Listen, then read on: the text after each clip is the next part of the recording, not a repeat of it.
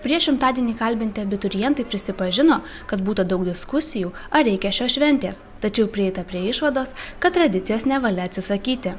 Šventė organizuota ir viskas puikiai pavyko. Moksleiviai, suprasdami, kad mokytis mokykloje liko tik 100 dienų, neslėpė jaudulio.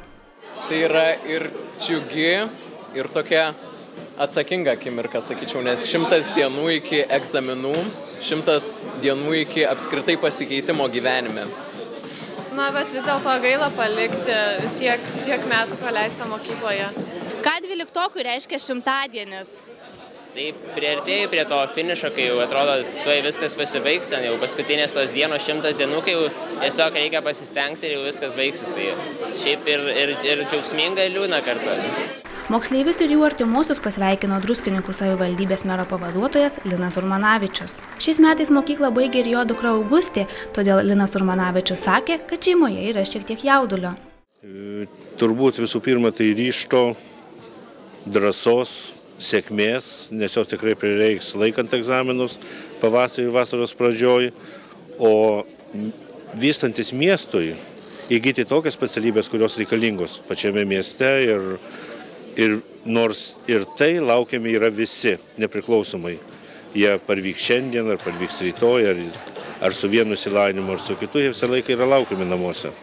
Aišku, irgi jaudinuosi, nes laukia tiek jinai, turbūt tas nelengvas labai pavasaris, nelengvi egzaminai, laukiame tų pačių ir mes, bet aš manau, kad svarbiausia, kad ji pati būtų patenkinta savais rezultatais, nenusiviltų rezultatais tais, kuriuos jinai gaus. Kiti abiturientų tėvai taip pat neslėpė susijaudinimo. Moksleiviams jie linkėjo nepamiršti savo šaknų ir po studijų pasilikti Lietuvoje.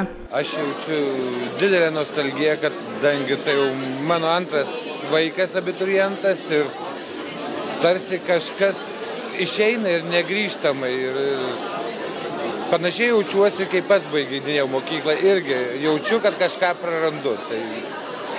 O mano tai bus jauniausias sūnus, tai irgi labai dėl to liūdna, kad tai paskutinis šimtadienis, nes tai jau trečias mano gyvenime.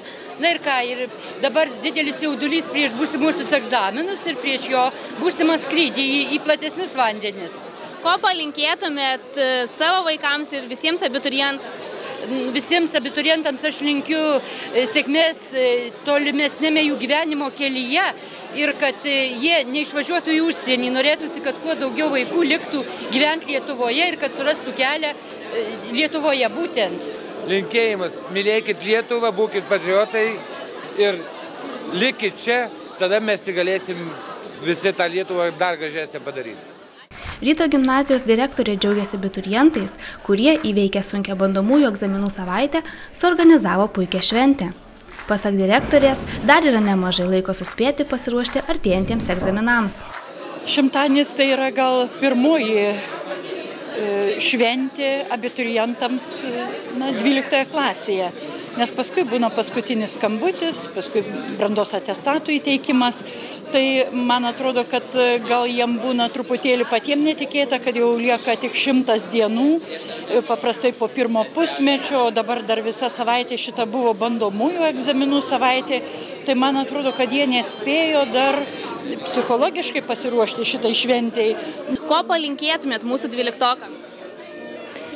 Na, pirmiausia, tai sėkmingai įveikti tą 100 dienų laikotarpį, pasiekti savo tikslus uždavinius, kurie suplanavę, kad metiniai sėkmingi, gražus pažymiai būtų, nes tai jam bus labai svarbu ir žinoma pasiruošti egzaminų sesijai tinkamai.